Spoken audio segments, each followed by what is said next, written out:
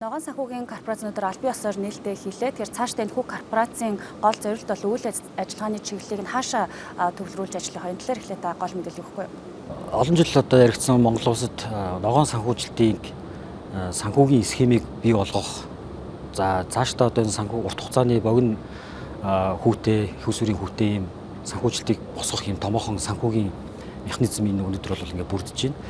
За цаашид энэ одоо олон хөрөнгө оруулагчдтэй засгийн газрыг төлөөж хөгжлийн банк, за ур амьсгалын ногоон санхи төлөөж одоо арилжааны банкуд, хувийн төр болон олон улсын хандивлагч байгууллагуудын одоо бүрдлэр байгуулагдж байгаа. За тэгэхээр энэ оруулж ирсэн энэ мөнгөнд маань тодорхой хэмжээнд тус тусын өөрийнхөө бол төлөөллөөр бол энд тодорхой хэмжээнд хяналтад тавиад явах бололцоотой. За эхний ээлжинд бол бүтээгдэхүүнүүд нь бол дөрвжээсээ тодорхой болж байгаа. За одоо юу гэдгийг орон сууцны дулаалгач гэдэг юм уу? За яг эко ногоон орон сууцнд зориулсан ипотекийн хөнгөлтөө зээл олгох гэдэг юм уу? Ингээд явж байгаа. За цаашид бид нар юунд байх вэ хөр энэ маань өөрөө сан маань өөрөө их усүрэн тодорхой хэмжээнд яваад энэ их усүр бол одоо хэмжээтэй хугацаатай ингээд дуусна. За тэгэхээр энэ гурван талын оролцогч орж байгаагийн нэг тал нь нэг давуу тал нь эргээд бид нар бол олон улсын одоо хөрөнгийн зах зээлээс бусад зах зээлээс энэ санг бид нар өшөө арвижуулаад нэмэгжүүлээд одоо өнөөдөр яригдж байгаа тэр блендед буюу холимог санхүүгийн тогтолцоог нэмж оруулах үү дотоодын санхүүгийн байгууллагуудаас байж болно. За олон улсын компаниудаас байж болно. Ялангуяа энд өөрөө нүүбийн дэрэгдэх ур амьсгалын ногоон сан өөрөө энд хөрөнгө оруулагчаар орж байгаа учраас энийг бид нар эхлэлийн зөв тавьж чадах юм бол цаашдаа энэ маань өөрөө бие даасан бүр санхүүгийн одоо банк болох тийг бол зөв нь зорж ажиллах ийм төлөвлөгөөтэй ажиллаж байгаа. Тэгэхээр энэ маань бид нар өнөөдөр эхлэлийг нь бид нар маш зөв тавиад энэ одоо түүхийг бид нар зөв бүтээж чадах юм бол Монгол улсад энэ ногоон санхүүжилтээр их усүр татах тийм бүрэн бололцоотой. Энэ санхүүгийн шинэ механизмыг л одоо бид нар нээж байгаадаа их баяртай байна. За тэгэхээр үйл ажиллагааны аль бие ёсоор нийжлээ. Одоо дараагийн алхам юу байх вэ? Магадгүй хамгийн ойрын хугацаанд хэрэгжүүлэх гол ажлаасаа хуваалцахгүй юу? За энэ одоо өнөөдөр бол зөвхөн хөрөнгө оруулалтын асуудлууд шийдэгдэж байна. За мэдээж хөрөнгө оруулалт бүгд тал талаасаа бүгд орж ирээд санхүүгийн яг одоо санхүүгийн байгууллагын гол үр дүн санхүүгийн бүтээгдэхүүн яг иргэдэд зорилтод одоо гэдэг юм уу те эсвэл тэр стандартад нийцсэн ногоон одоо зээлхэн бүтээгдэхүүнээ гаргах процесс болж байгаа. Тэгэхээр энэ дээр олон жил хийгдсэн тооцоо судалгааны ажлууд бас бэлэн байж байгаа.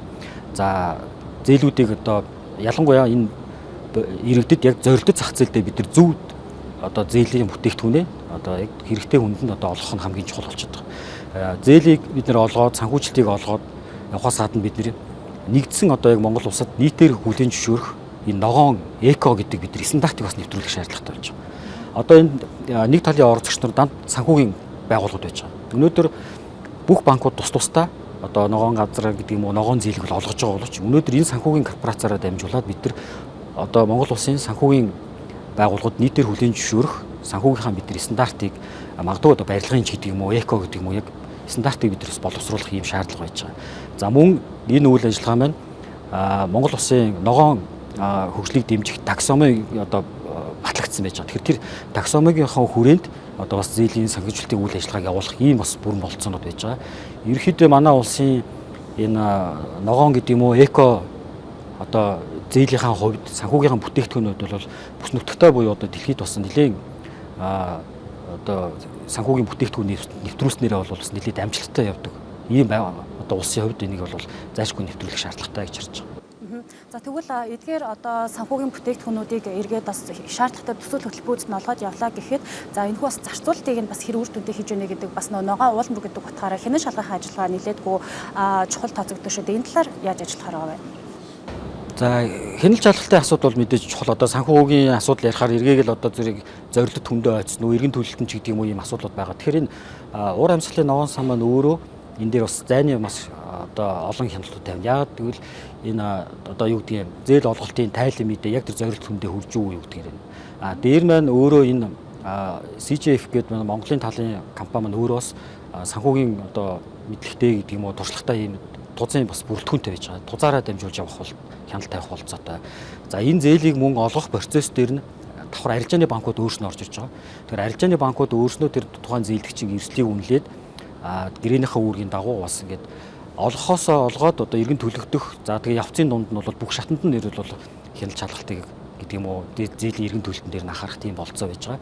За ялангуяа хөгжлийн банкны хувьд бол бид нэр хөгжлийн банкны охин компани болох DBM Asset Management буюу одоо хөрөнгө оруулалт менежментийн тусгай зориултын компаниараа бид нар одоо дамжуулж энэ тухайн санд бид нар бас хөрөнгө оруулалт хийж байгаа. Тэгэхээр бид нар энэ охин компани одоо мэргэжлийн байгууллагаараа дамжуулаад үйл ажиллагаанд нь оролцоод хяналт тавих тийм бүрэн болцоотой гэж харж байгаа. Тэгэхээр олон улсын зах зээлийг харах юм бол ер нь бол компаниуд бонд гаргалтыг эрчимжүүлж ирсэн. За ногоон бонд гаргалт харин энэ оны эхний хагас жилийн байдлаар бол олон улсын хэмжээнд бол бас өнгөрсөн оных харьцуулахад бол жоохон сул үзүүлэлттэй байгаад энэ дүр зураг ажиглагдаад байгаа. Тэгэхээр одоо ногоон санхүүгийн корпорацийн хөрөнгө оруулалт тодорхой болсон нөхцөл байдалд за эргээд бас ам доллараар татах санхүүжилт талаас харах юм бол гол эрсдлийг ер нь танай asset management-ийн зүгээс хэрхэн харж байгаа вэ?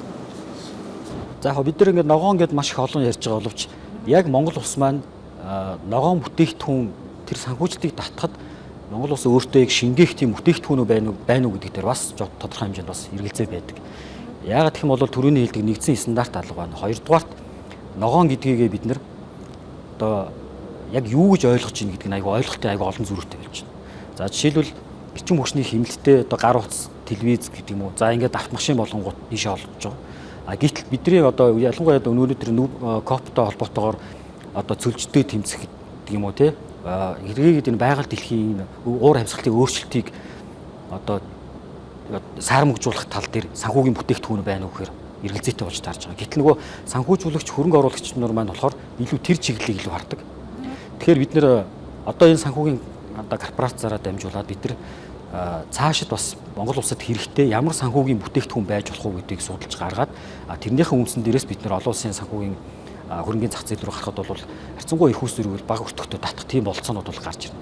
За одоогор бол бонд гэдэг юм их усүр татах нь тодорхой жоох эртвэж магадгүй.